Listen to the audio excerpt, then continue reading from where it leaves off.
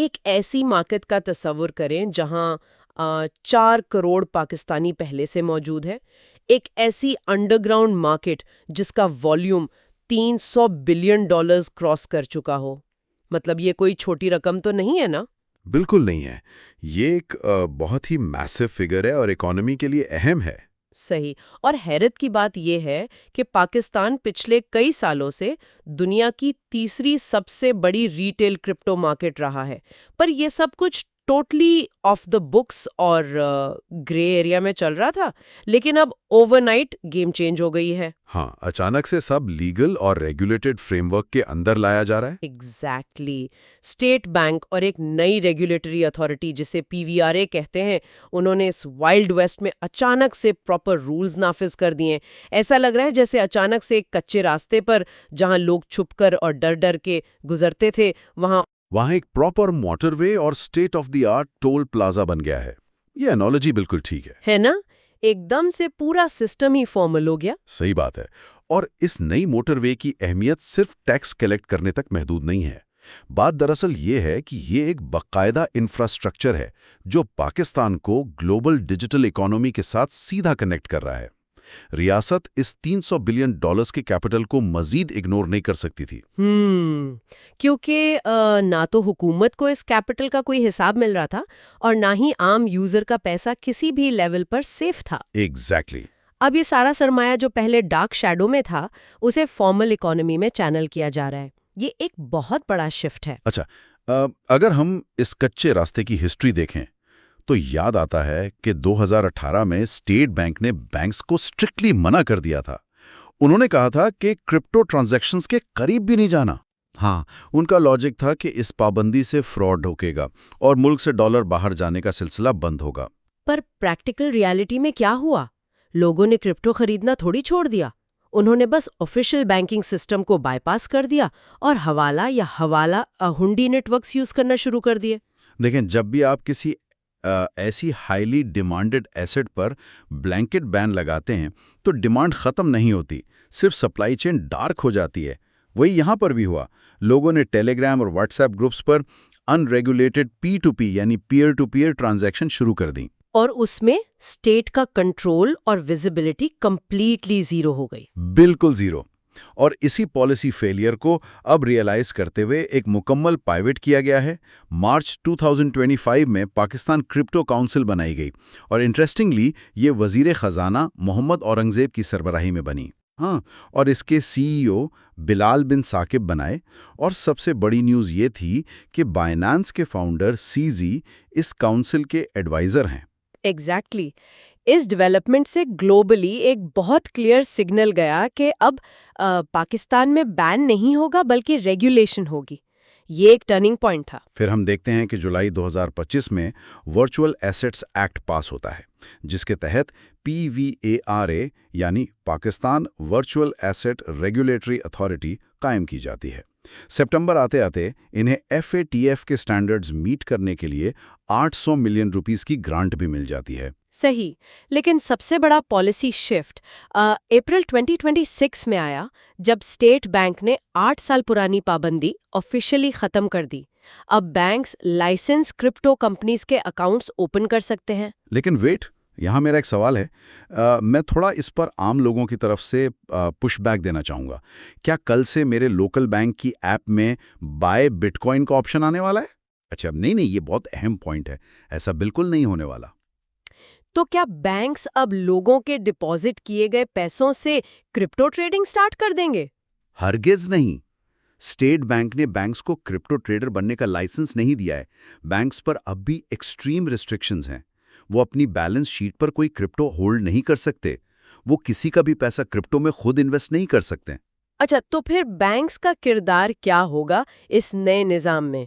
Bank का किरदार सिर्फ एक सेफ पाइपलाइन का है। वो सिर्फ और सिर्फ उन एक्सचेंजेस को बैंकिंग फैसिलिटीज और अकाउंट्स प्रोवाइड करेंगे जिनके पास PBRA का लाइसेंस होगा, और वो भी स्ट्रिक्ट एंटी मनी लॉन्ड्रिंग और KYC चेक्स के जरिए। सही। मतलब बैंक आपकी मंजिल नहीं है इस सफर में, बल्कि बैंक सिर्फ एक रेगुलेटेड गेटवे है। एग्जैक्टली। बैंक सिर्फ ब्रिज का काम करेगा। अच्छा, जरा इसको अमली तौर पर देखते हैं। इस सारी तफसील का एक आम सारिफ के लिए एग्जैक्टली क्या मतलब है? जो लड़का पहले फेसबुक ग्रुप में किसी अनजान बंदे को अपने बैंक से 50,000 रुपए भेजता था और दुआ करता था कि उसे बदले में यूएसडीटी मिल जाए। हाँ बिल्कुल, अब उसका एक्सपीरियंस इस नए फ्रेमवर्क में कैसे बदलेगा? देखें, P2P स्कैम्स का पूरा इकोसिस्टम ही इस तरह चलता था क्योंकि लीगल रूट एग्जिस्ट नहीं करता था।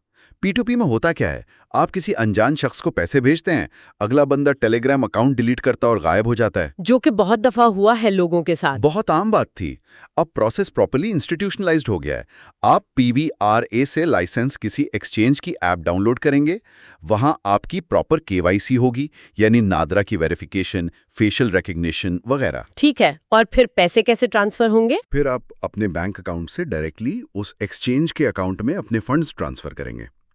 लेकिन ये कोई ऑर्डिनरी अकाउंट नहीं होगा जहां प्लेटफॉर्म अपनी मर्जी से पैसे इस्तेमाल कर ले। इसे कानूनी जबान में सेग्रीगेटेड क्लाइंट मनी अकाउंट कहा जाता है। अच्छा, यहाँ बात वाकई बहुत दिलचस्प हो जाती है। इस सेग्रीगेटेड वर्ड को थोड़ा डिकोड करते हैं। इसका बेसिक मतलब ये है कि अगर मैं अपने पैसे उस ऐप पर भेजती हूँ तो वो नेचुरली उस ऐप या कंपनी की प्रॉपर्टी नहीं बन जाते ना? बिल्कुल नहीं बन जाते, वो आप ही के रहते हैं। अगर मैं इसे एक बैंक लॉकर से कंपेयर करूं, जैसे मैं बैंक में एक सेफ डिपॉजिट लॉकर रेंट करती हूँ, बैंक उस बिल्डिंग का मालिक है, सिक्योरिटी गार्ड्स उनके हैं, लेकिन मेरे लॉकर की चाबी सिर्फ मेरे पास है। सही एनालॉजी है। तो अगर बैंक कल को बैंकरप्ट हो जाए तो उनके क्रेडिटर्स मेरे लॉकर का सोना नहीं ले जा सकते क्योंकि वो उनका था ही नहीं। क्या सेग्रीगेटेड अकाउंट भी ऐसे ही काम करता है? ये एसेंशियली वैसा ही मैकेनिज्म है। यूजर का फंड और एक्सचेंज का अपना बिजनेस ऑपरेशन का फंड बिल्कुल अलग बैंक अकाउंट्स में रखा जाएगा।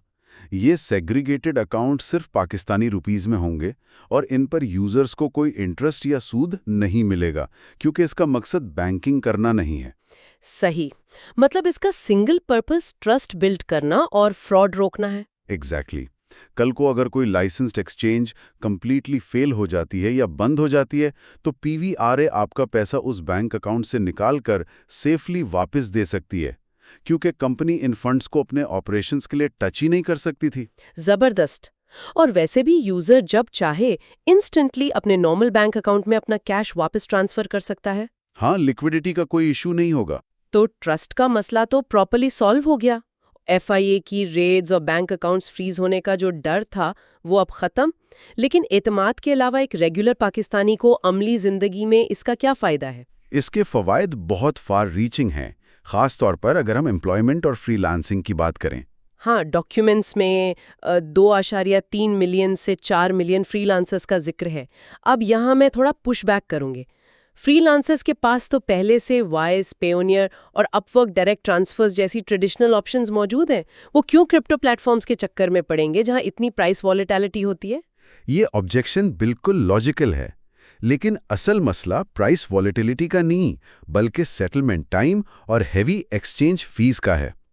पेयोनियर या वाइस से जब आप पाकिस्तान पैसे मंगवाते हैं तो कई बार इंटरमीडिएटरी बैंक्स की वजह से 3 से 5 दिन लग जाते हैं। डिजाइनर जो सिर्फ अपनी मेहनत की रकम वसूल करना चाहता है, वो ये कट क्यों बर्दाश्त करे?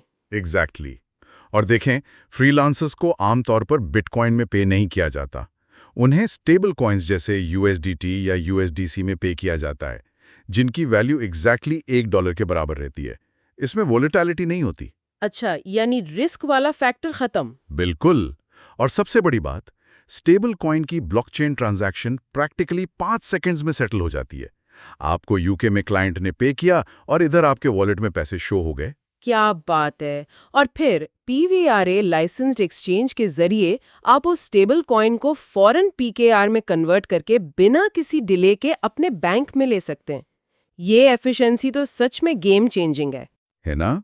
और एक और बड़ा मसला जो इस टेक से एड्रेस हो रहा है वो महंगाई या इन्फ्लेशन है। ओह यस, मई 2023 में हमने देखा कि CPI इन्फ्लेशन 28% तक हीट अप हो गई थी, बल्कि रूरल एरियाज में तो 42% क्रॉस कर गई थी। जब आपकी लोकल करेंसी की वैल्यू डेली बेसिस पर मेल्ट हो रही हो तो लाजमी सी बात है लोग ऑल्टरनेटिव्स ढूंढते हैं। एग्जैक्टली जब परचेसिंग पावर मुसलसल गिर रही थी तो स्मार्ट मनी ने अग्रेसिवली स्टेबल कॉइन्स का रुख किया। एक आम मिडिल क्लास आदमी गोल्ड बार्स या सोसाइटी में प्लॉट्स अफोर्ड नहीं कर सकता, तो उन्होंने अपनी छोटी माइक्रो सेविंग्स को डिजिटल डॉलर्स में पार्क करना शुरू कर दिया। ये उनका सर्वाइवल मैकेनिज्म था एक तरह से। सही बात है। और अब हम देख रहे हैं कि ट्रेंड फर्दर मैच्योर हो रहा है। नई जनरेशन बिटकॉइन और गोल्ड को प्रैक्टिकली बराबर देख रही है as a store of value. ये उनके लिए लॉन्ग टर्म बचत का जरिया बन रहा है। हाँ, पहले जेवर खरीदने की सोच थी, अब लोग प्रॉपर्टी के बजाय डिजिटल एसेट्स में अपनी सेविंग स्टोर कर रहे हैं। और अब लीगल फ्रेमवर्क आने की वजह से ये अडॉप्शन ओपनली और कॉन्फिडेंटली होगी। और इस मूवमेंट से सबसे बड़ा मैक्रो लेवल फायदा फाइनेंशियल इंक्लूजन का होगा। बिल्कुल। इस तब्दीली से वो तबका भी डायरेक्ट सिस्टम में आ जाएगा जो कंप्लीटली अनबैंक्ड है। पाकिस्तान में आज भी तकरीबन 100 मिलियन बालिग अफराद ऐसे हैं जिनका फॉर्मल बैंकिंग सिस्टम से कोई ताल्लुक नहीं। लेकिन उनमें से अक्सर के हाथ में स्मार्टफोन और इंटरनेट डेटा जरूर मौजूद है। एग्जैक्टली। इस कानून के बाद एक सिंपल मोबाइल ऐप उन्हें ग्लोबल डिजिटल इकोनॉमी का हिस्सा बना सकती है। अब इस सारी गेम को थोड़ा मैक्रो लेवल पर यानी कौमी तस्वीर में देखते हैं। रिमिटेंसेस हमारी इकोनॉमी की बुनियाद है। अहम तरीन बुनियाद है मुल्की मईशत की। हर साल $30 बिलियन से ज्यादा की तरसीलात आती हैं। लेकिन ट्रेडिशनल चैनल से रेमिटेंस भेजने पर 7% तक फी कट जाती है। आप मुझे ये क्लियर करें कि ब्लॉकचेन इस कॉस्ट को 1% से कम पर कैसे ला रही है? असल में बैक एंड पर ये टेक काम कैसे करती है? अच्छा, मैं थोड़ा इसे सिंप्लीफाई करके बताता हूँ। हमारा जो ट्रेडिशनल बैंकिंग नेटवर्क है वो एक बहुत आउटडेटेड सिस्टम पे चलता है, जिसे कॉरेस्पॉन्डेंट बैंकिंग कहते हैं। अगर न्यूयॉर्क से किसी ने लाहौर अपने घर पैसे भेजने हैं तो वो पैसा डायरेक्टली ट्रैवल नहीं करता। तो कहाँ जाता है पहले? वो पहले न्यूयॉर्क के बैंक से फ्रैंकफर्ट जाएगा, वहां से शायद दुबई के किसी बड़े बैंक में, और फिर वहां से हमारे स्टेट बैंक और फाइनली लाहौर के ब्रांच में आएगा। यानी ये एक चेन ऑफ टोल प्लाजास की तरह है जहां हर बैंक अपना हिस्सा काटता है और क्लियरेंस में टाइम भी लगाता है। एग्जैक्टली। ब्लॉकचेन इस सारी मिडलमैन की चेन को कंप्लीटली बाईपास कर देती है। P2P नेटवर्क में न्यूयॉर्क से भेजा गया डॉलर प्रैक्टिकली डायरेक्ट रिसीवर के अकाउंट में लैंड करता है। वाओ! और अगर हमारे रेमिटेंसेस का बड़ा हिस्सा स्टेबल कॉइन्स और ब्लॉकचेन के थ्रू आए तो सिर्फ इन इंटरमीडियरी फीस के ना होने से ही पाकिस्तान सालाना 1.5 से 2 बिलियन डॉलर्स बचा सकता है। ये नंबर्स तो बेसिकली हमारे पूरे करंट अकाउंट डेफिसिट को अकेले हैंडल कर सकते हैं। इसका कौमी सतह पर इम्पैक्ट मैसिव है। और शायद इसी कॉन्टेक्स्ट में कुछ हैवीवेट इंटरनेशनल MOU सामने आना शुरू हुए। एक डॉक्यूमेंट बाइनेंस के साथ है जिसमें $2 बिलियन के सरमाए की टोकनाइजेशन की बात हो रही है। अब ये टोकनाइजेशन का लफ्ज सुनने में काफी टेक्निकल लगता है। इसका आम जबान में प्रैक्टिकल मतलब क्या है? टोकनाइजेशन को हम इस तरह समझते हैं। फर्ज करें हुकूमत के पास एक बहुत बड़ी और भारी गोल्ड बार है, या फिर हमारे पास कोई ऑयल एंड गैस का फील्ड है।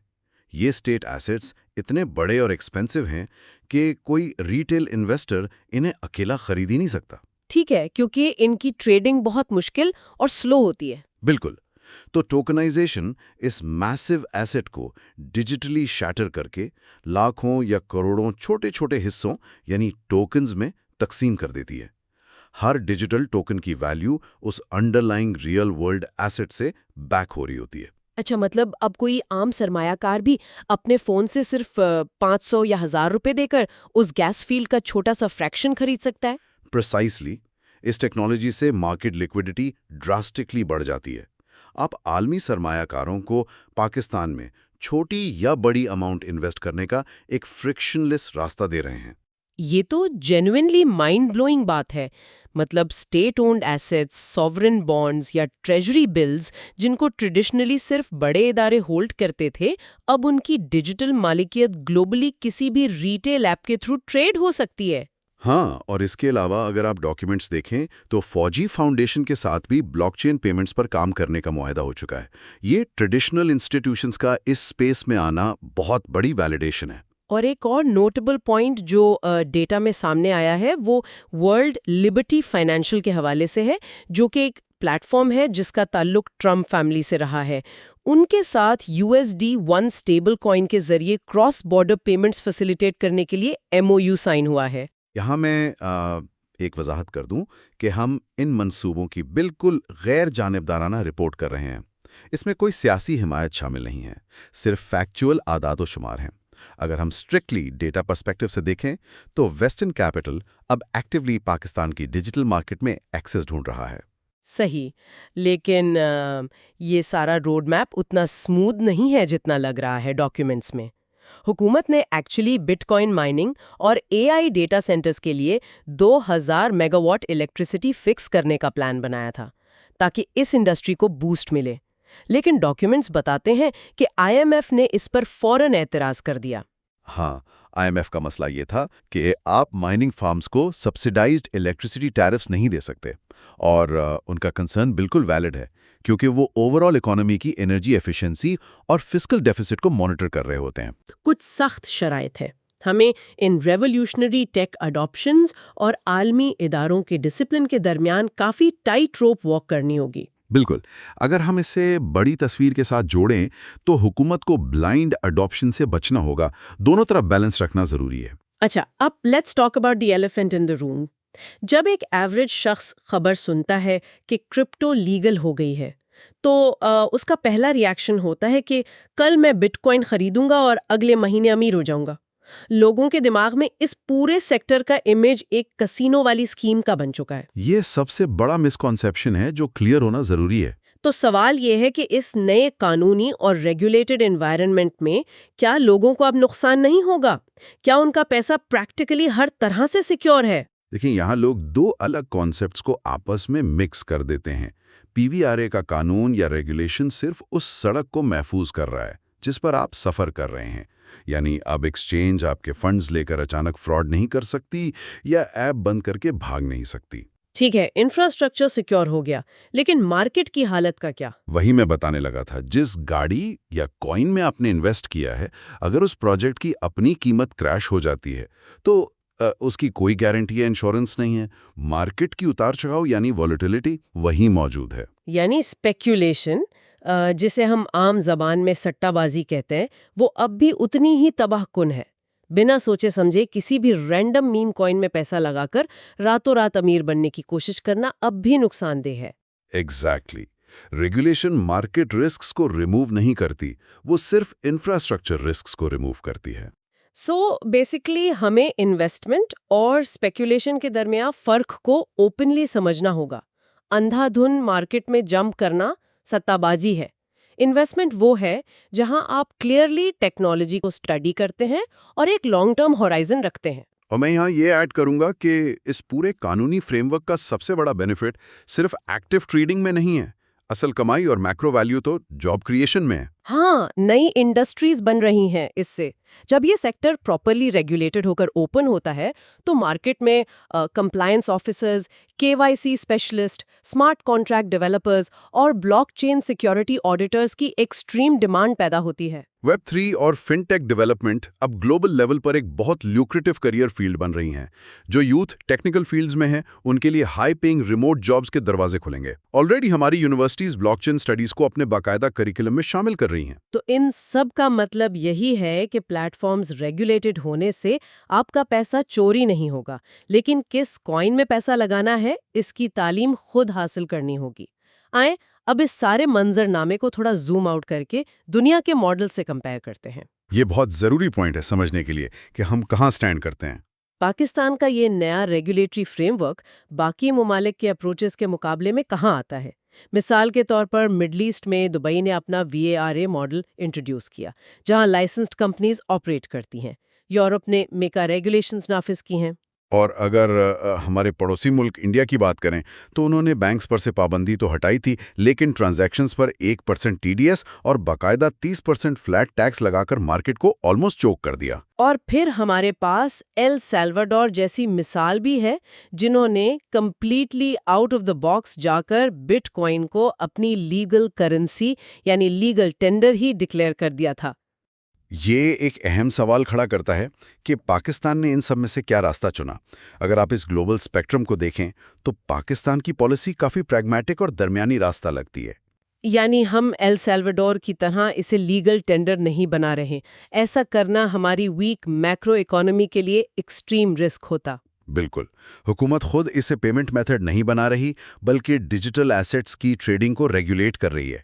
हम असल में दुबई के वैरा मॉडल के बहुत करीब जा रहे हैं, जहां लाइसेंस्ड एंटिटीज होंगी। और सारा फोकस ट्रेडिंग एनवायरनमेंट को सेफ बनाने और फॉरेन कैपिटल इनफ्लोज पर होगा। इंडिया ने हेवी टैक्सेशन के जरिए इनोवेशन को बॉर्डर से बाहर धकेल दिया, जबकि पाकिस्तान ने पीवीआरए इस्टेब्लिश करके उस इनोवेशन को रेगुलेटेड वे में अंदर लाने का रास्ता चुना है। ये स्टैंस ग्लोबल एडॉप्शन ट्रेंड्स के बिल्कुल एन मुताबिक है, क्योंकि हम दुनिया को बता रहे हैं कि हमारा डिजिटल फाइनेंशियल दौर ओपन है, लेकिन FATF की गाइडलाइंस के अंडर। अगर हम इस सारी गुफ्तगू को समेटें तो एक लंबा अरसा हम इस टेक को और इस मार्केट को परमानेंटली ब्लॉक करने की कोशिश में लगे रहे, जबकि ग्राउंड रियलिटी ये थी कि अंडरग्राउंड मार्केट हमारी एक्सपेक्टेशन से कहीं ज़्यादा स्पीड से लोग अडॉप्ट कर रहे थे। सही।